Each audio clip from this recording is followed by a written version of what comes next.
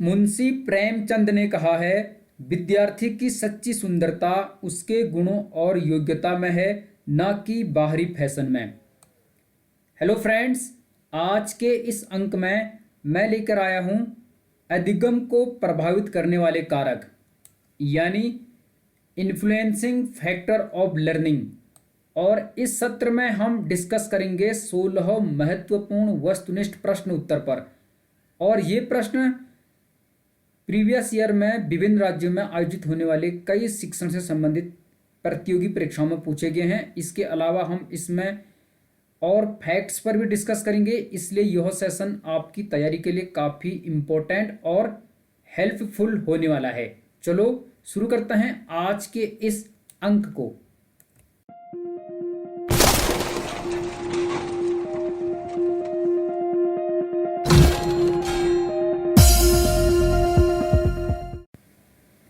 Session को धैर्य और लगन के साथ अंत तक अवश्य देखिए। वीडियो को पॉज करके प्रश्नों को पढ़िए, ऑप्शन को पढ़िए, जवाब देने की कोशिश कीजिए। इससे आप इन प्रश्नों को स्थायी रूप से समझ पाओगे। आज का पहला प्रश्न है, अधिगम यानी सीखना को प्रभावित करने वाला कारक है, अर्थात इनमें से कौन सा कारक अधिगम यानी लर्निंग को प्रभावित करने वाला कारक है यानी फैक्टर है। परिपक्वता यानी मेच्योरिटी, प्रेरणा अर्थात मोटिवेशन, बुद्धि यानी आईक्यू। प्रश्न का सही उत्तर है ऑप्शन नंबर 4, उपरोक्त सभी। परिपक्वता, प्रेरणा, बुद्धि ये कारक अधिगम को यानी लर्निंग को प्रभावित करते हैं, सकारात्मक रूप से भी नकारात्मक रूप से भी। यह आपको ध्यान में रखना है, ठीक है। और इसी प्रकार के प्रश्न यहाँ से पूछे जाते हैं आगे, और महत्वपूर्ण प्रश्नों को इसमें सम्मिलित किया गया है। आप इस टॉपिक को आसानी से हल कर सकते हैं, इस प्रकार के प्रश्नों को आराम से कर लोगे, सिर्फ आपको प्रश्नों को समझना है। निम्न में से कौन सीखने की प्रभावशाली विधि मानी जाती है। यहाँ पर सीखने की प्रभावशाली विधियाँ दी गई हैं, तो इनमें से कौन सी विधि प्रभावशाली विधि मानी जाती है सीखने की, लर्निंग की, या कहें अधिगम की। इफेक्टिव मेथड ऑफ लर्निंग, कहानी विधि यानी स्टोरी टेलिंग मेथड। इसमें टीचर बच्चों को कहानी सुनाता है और बच्चे उसे ध्यान से सुनते हैं और सीखते हैं। अभिनय विधि यानी रोल प्ले मेथड, अर्थात नाटक विधि भी कह सकते हैं। इसमें आप किसी पाठ्य वस्तु को, किसी कंटेंट को पढ़ाते समय छात्रों को रोल प्ले करने के लिए कहते हैं, पात्र बनाते हैं, यानी नाटक के रूप में उन्हें सिखाते हैं, जिससे बच्चा स्थायी रूप से सीखता है और आसानी से समझ जाता है। वाद विवाद विधि यानी डिबेट मेथड, इसमें आप किसी विषय वस्तु, किसी कंटेंट पर बच्चों से वाद विवाद करवाते हो, आपस में चर्चा परिचर्चा डिस्कस करवाते हो। इससे बच्चों का आत्मविश्वास बढ़ता है और वह अपनी बात को बिना डरे बिना झिझक के सामने रख सकते हैं विथ कॉन्फिडेंट। इस प्रकार उपरोक्त सभी ऑप्शन नंबर 4 प्रश्न का सही उत्तर है। कहानी विधि, अभिनय विधि और वाद विवाद विधि ये शिक्षण की प्रभावशाली विधियां मानी जाती हैं। और भी विधियां हैं, यहाँ पर देख लीजिए, कुछ यहाँ पर मेंशन की है मैंने। निम्न में से कौन सी एक विधि सीखने यानी अधिगम की प्रभावशाली विधि नहीं मानी जा सकती। यहाँ पर क्या पूछा गया है, नहीं मानी जा सकती सीखने की या अधिगम की प्रभावशाली विधि। भ्रमण विधि, इसे आप पर्यटन विधि भी कहते हैं। पेस्टालॉजी ने दी है, जैसे आप ज्योग्राफी में टूर ले जाते हो बच्चों का, तो भ्रमण विधि का उपयोग आप वहाँ पर करते हो, यह अच्छी विधि मानी जाती है शिक्षण की। व्याख्यान विधि, लेक्चर मेथड, इसमें आप बच्चों को लेक्चर देते हो यानी व्याख्यान देते हो, बच्चे उसे सुनते हैं, आप बोलते हैं, बच्चे उसे ध्यान से सुनते हैं। अवलोकन विधि, ऑब्जर्वेशन मेथड, इसमें बच्चा दूसरे को ऑब्जर्व करता है, देखता है, अवलोकन करता है, फिर सीखता है। खेल विधि, फ्रोबेल ने दी है, इसे प्ले वे मेथड कहते हैं। इसमें बच्चा खेल से संबंधित क्रियाओं के माध्यम से लर्निंग करता है, अधिगम करता है यानी सीखता है। प्रश्न का सही उत्तर है ऑप्शन नंबर 2, व्याख्यान विधि। यह अधिगम की प्रभावशाली विधि नहीं मानी जा सकती, क्योंकि इसमें टीचर बोलता है यानी टीचर व्याख्यान देता है अपने अनुसार, बच्चे निष्क्रिय होकर शांत होकर उसे सुनते हैं। इसे आप वन वे भी कहते हैं। और व्याख्यान विधि को शिक्षण की प्राचीन विधि एवं परंपरागत विधि भी कहा जाता है। तो ये आप ध्यान में रख लीजिएगा, यही इसका उत्तर होगा। अगला प्रश्न है, अधिगम को प्रभावित करने वाला व्यक्तिगत कारक है। ध्यान से देख लीजिए, अधिगम यानी सीखना अर्थात लर्निंग को प्रभावित करने वाला व्यक्तिगत कारक। कई प्रकार के कारक होते हैं, जैसे व्यक्तिगत कारक हैं, सामाजिक कारक हैं, पर्यावरणीय कारक हैं, अन्य कारक हैं। ठीक है, तो यहाँ पर पूछा गया है अधिगम को प्रभावित करने वाला व्यक्तिगत कारक। कई बार इसे शारीरिक कारक भी लिखा होगा, कई जगह इसे क्रियात्मक कारक भी लिखा होगा। व्यक्तिगत, शारीरिक, क्रियात्मक कारक। संचार के साधन, यह तो नहीं हो सकता है, संचार के साधन व्यक्तिगत नहीं हो सकते। समवयस्क समूह यानी बच्चे के दोस्त, फ्रेंड्स, उसके सर्कल जो होता है, आसपास के मित्र। परिपक्वता एवं आयु, मेच्योरिटी एंड एज, टीचर अर्थात अध्यापक। बताइए आप भी इसका जवाब दे सकते हैं, इनमें से कौन सा ऐसा कारक है अधिगम का जो व्यक्तिगत है यानी पर्सनल है। सही उत्तर है परिपक्वता एवं आयु। ठीक है, परिपक्वता यानी मेच्योरिटी, आयु यानी एज, यह व्यक्तिगत कारक है अधिगम का। क्यों है? उदाहरण के लिए अभी आप अधिगम को प्रभावित करने वाले कारकों के बारे में पढ़ रहे हैं। यदि आप इसी टॉपिक को कक्षा 1 के बच्चे को पढ़ाओगे तो वह नहीं समझ पाएगा। समझ इसलिए नहीं पाएगा क्योंकि वह इस टॉपिक को समझने के लिए परिपक्व नहीं है और उसकी एज भी उस लायक नहीं है। जबकि आप आसानी से समझ जाओगे क्योंकि आप परिपक्व हैं इसके लिए, और आपकी एज भी इस टॉपिक को समझने लायक है। इसलिए परिपक्वता और आयु अधिगम यानी सीखने को प्रभावित करते हैं, प्रभावित करने वाला कारक है, अर्थात यह एक प्रकार का व्यक्तिगत कारक है जो कि लर्निंग को प्रभावित करता है। अगला प्रश्न है, विद्यालय की संगठनात्मक स्थापना छात्रों के अधिगम को प्रभावित करती है, यह पहलू उस श्रेणी से संबंधित है। प्रश्न की भाषा पर ध्यान दीजिए। विद्यालय की संगठनात्मक स्थापना, संगठनात्मक यानी संगठन अर्थात ऑर्गेनाइजेशन। विद्यालय क्या है? एक संगठन है, एक ऑर्गेनाइजेशन है, एक प्रकार का समाज का अंग है। तो यह छात्रों के अधिगम को प्रभावित करती है, यह पहलू उस श्रेणी से संबंधित है। सामाजिक कारक, क्रियात्मक कारक, मनोवैज्ञानिक कारक, अन्य कारक। बताइए आप विद्यालय इनमें से किस श्रेणी में आएगा, किस पहलू में आएगा? सही उत्तर है सामाजिक कारक। समाज क्या है? एक संगठन है, और विद्यालय भी क्या है? एक संगठन है। विद्यालय क्या है? एक समाज का अंग है। इस प्रकार सामाजिक कारक सही उत्तर होगा। क्रियात्मक कारक आप व्यक्तिगत कारक को कह सकते हो, इसी को आप शारीरिक कारक भी कह सकते हो। मनोवैज्ञानिक कारक कई प्रकार के होते हैं, जैसे बच्चे की रुचि, बच्चे की इच्छा, बच्चे की जिज्ञासा। इस प्रकार से अभी आगे डिस्कस करेंगे कि कौन कौन से मनोवैज्ञानिक कारक होते हैं जो बच्चे की लर्निंग को यानी अधिगम को प्रभावित करते हैं। और यदि वीडियो अच्छी लग रही है तो लाइक कर लीजिए, कमेंट कीजिएगा हमारा उत्साह बढ़ाने के लिए। पहली बार चैनल पर विजिट कर रहे हैं तो सब्सक्राइब कर लीजिएगा, साथ में बेल आइकन को भी प्रेस कर लीजिएगा। अगला प्रश्न है, निम्न में से कौन बालकों के अधिगम यानी सीखना एवं विकास में सर्वाधिक योगदान देता है? प्रश्न को समझिए। इन चारों में से कौन सा विकल्प ऐसा है, कौन से तथ्य ऐसे हैं जो बालकों के अधिगम यानी लर्निंग एवं विकास, उनके डेवलपमेंट में सर्वाधिक योगदान देते हैं? सर्वाधिक भी लिखा है और योगदान। परिवार, खेल, भ्रमण, परिवार, खेल एवं संचार, परिवार, समवयस्क समूह एवं अध्यापक, परिवार, समवयस्क समूह एवं टेलीविजन। बताइए सही उत्तर क्या होगा? मुझे लगता है सही उत्तर के आसपास आप होंगे। सही उत्तर है ऑप्शन नंबर 3, परिवार, समवयस्क समूह एवं अध्यापक। बच्चे की प्रथम पाठशाला होती है परिवार, उसके बाद उसके दोस्त यानी उसका पास पड़ोस, उसके मित्र, उसका समाज, उसके बाद टीचर। इसका उत्तर परिवार, खेल, भ्रमण भी हो सकता है, लेकिन हर बच्चा भ्रमण से नहीं सीख सकता और हो सकता है हर बच्चा भ्रमण ना करे। लेकिन परिवार, समवयस्क समूह और अध्यापक तो उसी पहुंच में हो सकते हैं।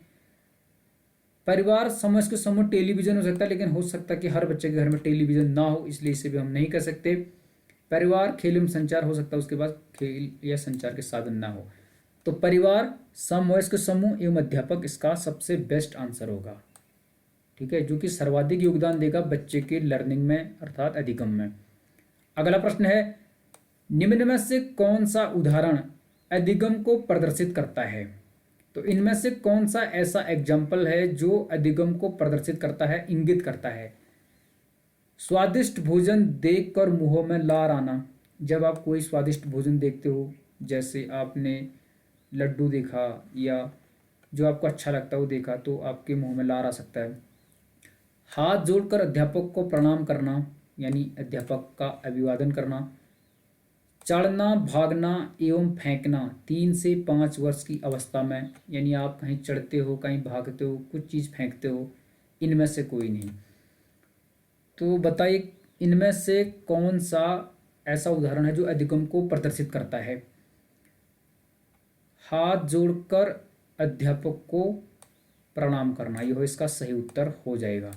सही उत्तर इसलिए हो जाएगा क्योंकि इसको बच्चा सीखता है, इसके लिए बच्चा अधिगम करता है। आप जानते हैं कि आप जब बाजार जाते हो या रास्ते में जाते हो, आप सबको प्रणाम नहीं करते हो, सबको नमस्ते नमस्ते नमस्ते या प्रणाम प्रणाम नहीं करते हो। आप कुछ लोगों को प्रणाम करते हो जो विशिष्ट होते हैं समाज में, जैसे आप अध्यापक को करते हो, क्योंकि आपको पता है कि टीचर्स को प्रणाम किया जाता है, टीचर्स को नमस्ते किया जाता है, टीचर समाज का एक अच्छा अंग है। इसलिए स्वादिष्ट भोजन देखकर मुंह में लार आना यह इसलिए नहीं होगा क्योंकि यह एक स्वाभाविक प्रक्रिया है, यह स्वाभाविक है, सहज प्रक्रिया है कि स्वादिष्ट भोजन देकर किसी के मुंह में भी पानी आ सकता है, तो यह स्वाभाविक है, इसलिए यह अधिगम नहीं है।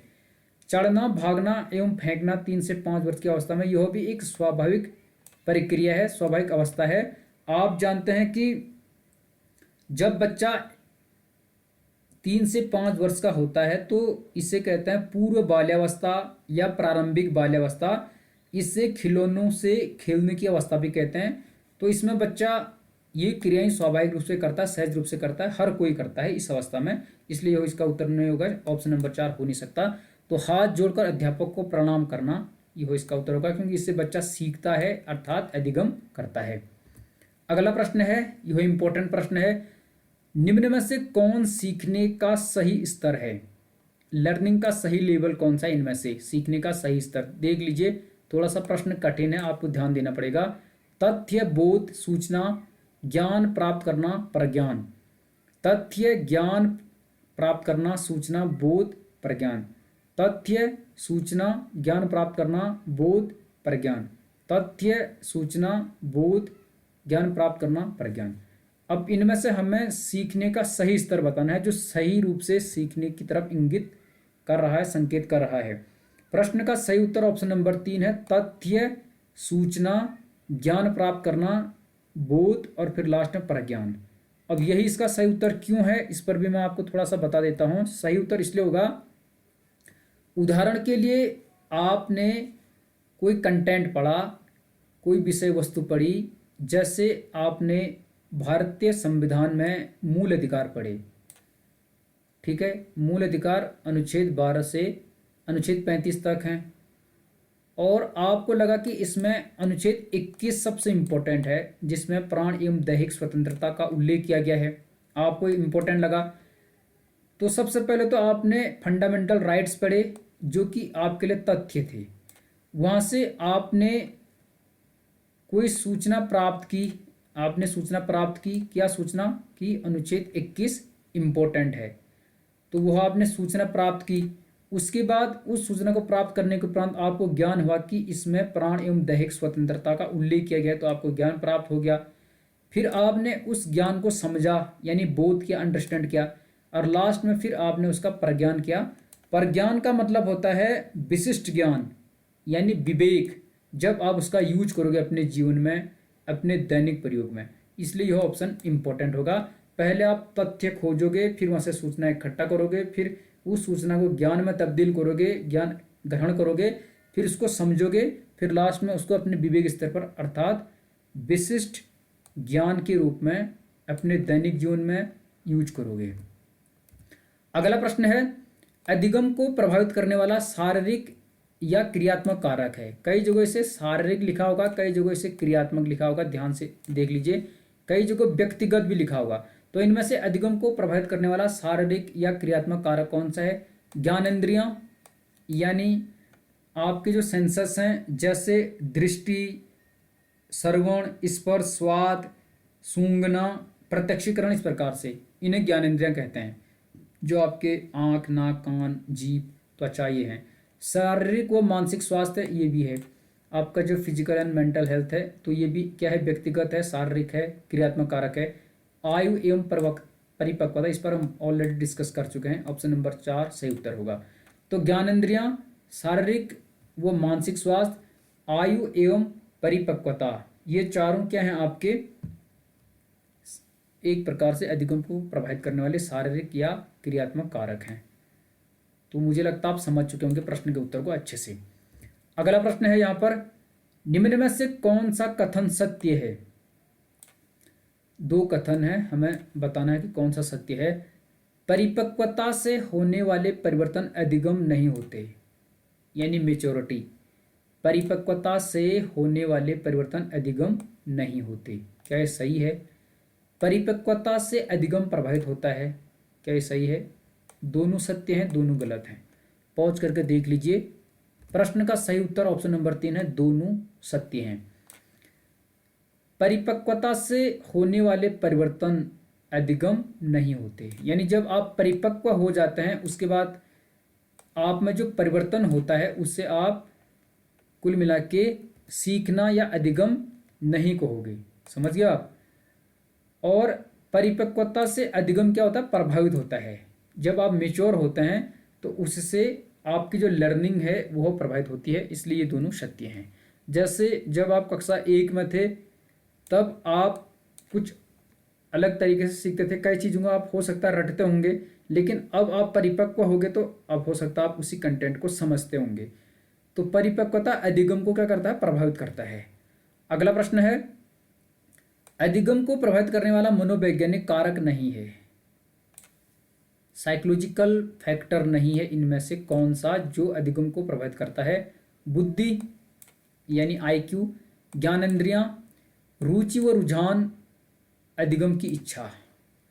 बताइए इनमें से कौन सा ऐसा कारक है जो मनोवैज्ञानिक नहीं है? उत्तर है ज्ञानेंद्रिय। यह व्यक्तिगत कारक है, शारीरिक कारक है, क्रियात्मक कारक है, अभी हमने डिस्कस किया था, जिसमें दृष्टि, श्रवण, स्पर्श, स्वाद, सूंघना, प्रत्यक्ष, इस प्रकार से आएगा। बुद्धि क्या है, मनोवैज्ञानिक कारक है। रुचि व रुझान, यानी कोई बच्चा क्यों नहीं पढ़ना चाहता, उसकी रुचि क्या है, उसका रुझान क्या है, उसकी जिज्ञासा क्या है, तो यह मनोवैज्ञानिक कारण है। और अधिगम की इच्छा, यानी बच्चे की जिज्ञासा या इच्छा है या नहीं सीखने की, तो यह भी मनोवैज्ञानिक कारक है। हो सकता है उसके इमोशन कैसे हैं, उसकी सिचुएशन कैसी है, तो मनोवैज्ञानिक कारक माना जाएगा। प्रेरणा तथा अधिगम को भी इसमें मनोवैज्ञानिक कारक माना जाता है। तो बुद्धि, ज्ञानेंद्रियां, रुचि व रुझान, अधिगम की इच्छा, इनमें से ज्ञानेंद्रियां क्या होगी, मनोवैज्ञानिक कारक नहीं होगी, यह शारीरिक या व्यक्तिगत कारक होगी। बाकी प्रेरणा तथा अधिगम भी मनोवैज्ञानिक कारक के अंतर्गत गिना जाएगा, ध्यान दीजिए आप। अगला प्रश्न है, यहां पर ध्यान से देखिए, अधिगम को प्रभावित करने वाला पर्यावरणीय कारक है, यानी वातावरणीय पर्यावरणीय कारक कौन सा है जो अधिगम को प्रभावित करता है? इनमें से समय, यह तो करता है। समय इसलिए करता कि जैसे कब सीखना, जैसे कोई कहता है कि सुबह के टाइम पर अच्छा सीखा जाता है, या आपने देखा होगा जब बच्चे स्कूल आते हैं तो सुबह के जो पीरियड्स होते हैं, सुबह के जो वादन होते हैं, उनमें बच्चा अच्छा सीखता है। फिर जैसे जैसे वादन आगे बढ़ते हैं, लास्ट छुट्टी के टाइम पे बच्चे कम सीखते हैं। तो समय एक पर्यावरणीय कारक है अधिगम को प्रभावित करने वाला। भौतिक वातावरण तो है ही, जैसे क्लासरूम है, स्कूल का वातावरण है, उनकी सिटिंग प्लान है, तो भौतिक वातावरण प्रभावित करता है। सामाजिक एवं भावनात्मक वातावरण, यानी जहाँ बच्चा पढ़ रहा है उसका सोशल और जो इमोशनल इन्वायरमेंट होगा, वातावरण होगा, वहाँ का पर्यावरण होगा, भौतिक वातावरण होगा, वह कैसा है। तो उपरोक्त सभी ऑप्शन नंबर 4 इसका सही उत्तर होगा। ये पर्यावरणीय कारक हैं जो अधिगम को अर्थात सीखने को प्रभावित करते हैं। अगला प्रश्न है, यहाँ पर देखिए, निम्न में से अधिगम को प्रभावित करने वाला कारक है। फिर से प्रश्न उसी प्रकार का आ गया। तो इनमें से कौन सा ऐसा कारक है जो अधिगम को प्रभावित करता है? विषय सामग्री का स्वरूप, बिल्कुल यह अधिगम को प्रभावित करता है कि कौन सा विषय कैसा है, कठिन है, सरल है, किस प्रकार का विषय है। तो विषय सामग्री का स्वरूप भी अधिगम को प्रभावित करता है। अधिगम की विधियां, यानी जो सीखने की विधियां हैं, लर्निंग मेथड हैं, जिन पर हमने डिस्कस किया, भ्रमण विधि, खेल विधि, अवलोकन विधि, कहानी विधि, ये हमने बताए थे। तो अधिगम की विधियां भी प्रभावित करती हैं। हो सकता कोई ऐसी विधि का यूज हो जो अच्छी ना लगे बच्चों को, जिससे बच्चा ना सीखे, जैसे व्याख्यान विधि। अभ्यास यानी प्रैक्टिस, उपरोक्त सभी ऑप्शन नंबर 4। तो ये अधिगम को प्रभावित करने वाले कारक हैं, ये आप ध्यान में रखिए। यहाँ पर मैंने ज्ञानेंद्रियां के बारे में डिस्कस किया है, अर्थात अधिगम को प्रभावित करने वाले सारे कारक को यहाँ पर मैंने डिस्क्राइब किया है, मेंशन किया है, ध्यान से देख लीजिए। सबसे पहले इसे मैंने यहाँ पर रखा है ज्ञानेंद्रियों को, जिसमें दृष्टि, श्रवण, स्पर्श, स्वाद, सूंघना, प्रत्यक्षीकरण, इतने प्रकार से ज्ञानेंद्रियां आपकी लर्निंग को यानी सीखने को प्रभावित कर सकते हैं। हो सकता कोई बच्चा कम देखे, कम सुने, ठीक है, इस प्रकार से उसकी लर्निंग प्रभावित हो सकती है। अगला कारक है, सबको मैंने यहाँ पर लिख दिया है, शारीरिक एवं मानसिक स्वास्थ्य, उसका जो फिजिकल मेंटल हेल्थ है। परिपक्वता वो आयु, इस पर डिस्कस कर चुके हैं। प्रेरणा तथा अधिगम यानी मोटिवेशन। रुचि और रुझान, इंटरेस्ट है बच्चे का कैसा, उसकी जिज्ञासा कैसी है। अधिगम की इच्छा या जिज्ञासा, उसका आईक्यू कैसा है। इन्वायरमेंट यानी बुद्धि कैसी है, वातावरण कैसा है वहाँ का, सामाजिक वो भावनात्मक वातावरण कैसा है। सीखने का समय व थकान, यानी बच्चों को आप किस टाइम पे सिखा रहे हैं, सुबह या शाम का टाइम पर, या अधिक पीरियड पढ़ाने के बाद वो थक सकता है। प्रेरणा यानी मोटिवेशन उसको कैसा मिल रहा है। इसके अलावा आप इसका स्क्रीनशॉट भी ले सकते हैं यदि आपको ये इम्पोर्टेंट लग रहा है। इसके अतिरिक्त वंशानुक्रम, यानी बच्चे का जो पूर्वज रहे हैं, तो वंशानुक्रम भी बच्चे के सीखने को प्रभावित करता है। विषय सामग्री का स्वरूप, कि विषय सामग्री यानी जो कंटेंट है जिसे आप टीचिंग कर रहे हैं वो कितना सार्थक है, वह कितना बड़ा है, यानी लंबाई कितनी है। कठिनाई का स्तर, यानी उसमें कितनी लचीलता है, कठिनाई है, और आप उसे किस हिसाब से बच्चे तक पहुंचाते हैं। पाठ्य सहगामी क्रियाएं, यानी को करिकुलर एक्टिविटीज, जैसे सांस्कृतिक कार्यक्रम होते हैं या अदर्स को करिकुलर एक्टिविटीज़ स्कूल स्तर पर होती हैं, तो ये भी बच्चे के लर्निंग को प्रभावित करती हैं। अध्यापक और अभिभावक की भूमिका, टीचर्स एंड पेरेंट्स रोल भी इसमें भूमिका निभाता है। और अध्यापक से संबंधित कारक तो इम्पोर्टेंट है ही। अध्यापक से संबंधित कारकों को फिर से मैंने यहाँ पर मेंशन किया है ताकि आप इसे और बारीकी से समझ पाओगे। देख लीजिए आप, अधिगम से संबंधित वे कारक जो अध्यापक के द्वारा प्रभावित होते हैं। अध्यापक का व्यक्तित्व, यानी टीचर की पर्सनालिटी कैसी है। उपयुक्त पाठ योजना, टीचर किस प्रकार की पाठ योजना बना रहा है। उसका नियोजन कैसा है, अर्थात प्लानिंग कैसी है। विषय का ज्ञान कैसा है टीचर का अपने विषय में। वैयक्तिक विभिन्नता का ज्ञान, यानी क्लास में जितने बच्चे हैं तो हर बच्चे में वैयक्तिक भिन्नता होती है, तो उसका ज्ञान कैसा है टीचर को। बाल केंद्रित शिक्षा बनाना, यानी चाइल्ड सेंटर्ड एजुकेशन की तरफ टीचर ध्यान दे रहा है नहीं दे रहा है, जैसे एनसीएफ 2005 और आरटी 2009 में उल्लेख किया गया है। पढ़ाने की इच्छा है या नहीं टीचर की। शिक्षक की योग्यता क्या है, यानी एबिलिटी क्या है। शिक्षक अपने शिक्षण व्यवसाय के प्रति कितना कर्तव्यनिष्ठ है, ठीक है, अपने ड्यूटी के प्रति। और इसके अलावा शिक्षण की जो विधियां होती हैं, सूत्र होते हैं, तकनीक होते हैं और कौशल होते हैं, उनका ज्ञान, यानी आप शिक्षण अभिरुचि, शिक्षण अभियोग्यता, शिक्षण दक्षता, शिक्षण अभिवृद्धि कह सकते हैं, उसका कितना ज्ञान है टीचर को ताकि वो इफेक्टिव रूप से पढ़ा सके। और शिक्षक का व्यवहार, वो उसके सद्गुण भी इसमें अपना योगदान देते हैं। इसके अलावा सीखने की विधियां, यानी लर्निंग मेथड, जैसे भ्रमण विधि, खेल विधि और अवलोकन विधि आप कह सकते हैं, कहानी विधि, तो ये विधियां हैं। अभ्यास यानी प्रैक्टिस, सफलता अथवा परिणाम का ज्ञान, यानी बच्चे को अपनी सफलता या अपनी सक्सेस या रिजल्ट का कितना ज्ञान है, संपूर्ण परिस्थिति आप कह सकते हैं, अर्थात A to Z। तो कई सारे कारण हैं जो अधिगम को प्रभावित करते हैं, ये फैक्टर हैं। आगे देखते हैं, एक दो इंपॉर्टेंट प्रश्न बचे हैं, आराम से हल कीजिएगा। यहाँ पर एक प्रश्न है, एक क्रिकेट का खिलाड़ी अपनी गेंदबाजी के कौशल को विकसित कर लेता है। ध्यान से देख लीजिए, एक क्रिकेट का खिलाड़ी अपनी गेंदबाजी के कौशल को विकसित कर लेता है, यानी अच्छी तरीके से गेंदबाजी कर लेता है, परंतु यह उसके बल्लेबाजी के कौशल को प्रभावित नहीं करता है, इसे कहते हैं। ध्यान से आप समझिए, फिर आप इसे हल कर लोगे। तो एक खिलाड़ी है जो अपने गेंदबाजी के कौशल को तो विकसित कर लेता है, लेकिन गेंदबाजी का जो कौशल है वह उसके बल्लेबाजी के कौशल को प्रभावित नहीं करता, तो इसे क्या कहेंगे, शून्य प्रशिक्षण अंतरण, यानी जीरो ट्रेनिंग ट्रांसफर आप कह सकते हैं। विधेयात्मक प्रशिक्षण अंतरण, विधेयात्मक यानी सकारात्मक या धनात्मक आप इसे कहोगे। निदेशात्मक प्रशिक्षण अंतरण यानी नकारात्मक प्रशिक्षण अंतरण भी आप इसे कह सकते हो, या ऋणात्मक भी। निषेधात्मक, ऋणात्मक, नकारात्मक, विधेयात्मक, सकारात्मक, धनात्मक, उपरोक्त सभी। प्रश्न का सही उत्तर क्या होगा बताने की आप कोशिश कीजिए। इस प्रश्न को बताने से पहले पहले मैं आपको यहाँ पर ये दिखा देता हूँ, जब आप इसे समझ जाओगे तो प्रश्न का उत्तर आप खुद ही दे सकते हो। देख लीजिए, धनात्मक, सकारात्मक या विधेयात्मक अंतरण है। धनात्मक यानी पॉजिटिव, सकारात्मक पॉजिटिव, विधेयात्मक पॉजिटिव। अंतरण का मतलब होता है ट्रांसफर। इसमें पहले सीखे गए कौशल या विषय वस्तु से नया कौशल सीखने में मदद मिलती है। क्या है? जो कौशल आपने पहला सीखा, पहले सीखे गए कौशल या विषय वस्तु से नया कौशल सीखने में मदद मिलती है। जैसे आपने साइकिल चलाने सीखी, साइकिल में बैलेंस बनाया, तो उसके मदद से बाद में आप स्कूटी चला सकते हो, बाइक चला सकते हो। तो पहले वाले कौशल से आपको दूसरे वाले कौशल सीखने में मदद मिली, तो इसे कहेंगे धनात्मक, सकारात्मक या विधेयात्मक अंतरण।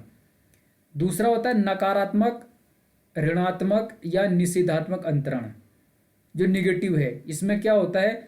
इसमें पहले सीखे कौशल से, पहले जो आपने कौशल सीखा उससे नए कौशल को सीखने में बाधा पहुंचती है। यानी जो आपने पहले सीख लिया था, उसके बाद जब आप नए कौशल सीखते हो तो नया सीखने में उससे दिक्कत होती है। इसके लिए एक उदाहरण देता हूं। जैसे आप स्प्लेंडर बाइक चला रहे हैं, तो स्प्लेंडर बाइक में सारे गियर आगे की तरफ होते हैं, ठीक है। और उदाहरण के लिए आपने स्प्लेंडर बाइक पहले चलाई और आपने ये सीख लिया कि हम गियर जो है आगे को बदलते हैं। उसके बाद में आपको एक पल्सर 220 दी गई, तो उसमें सारे गियर पीछे की तरफ होता है। तो बाद में आपको दिक्कत होगी गियर बदलने में, क्योंकि आपकी आदत बनी होगी स्प्लेंडर की तरह, लेकिन पल्सर चलाने में आपको दिक्कत होगी। तो पहले सीखे कौशल से नए कौशल को सीखने में बाधा पहुंचेगी। या ऐसा भी हो सकता है कि आप स्कूटी चलाते हो, उसमें जैसे पैर पर ब्रेक नहीं होता या उसमें गियर नहीं होते हैं पैर पे, उस पर आप दोनों ब्रेक यूज करते हो हाथ से। अब बाद में आपको बाइक देंगे तो बाइक में तो फुट ब्रेक होता है, फिर दूसरे पैर पर आपके गियर होते हैं, फिर क्लच होता है, तो वहाँ पर आपको दिक्कत होगी। इससे कहेंगे पहले सीखे कौशल से नए कौशल को सीखने में बाधा, अर्थात ऋणात्मक, नकारात्मक या निषेधात्मक अंतरण।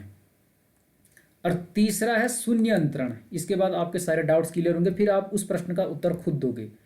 इसमें पहले सीखे गए कौशल का प्रभाव वर्तमान में सीखे गए कौशल पर ना तो ऋणात्मक पड़ता है और ना धनात्मक।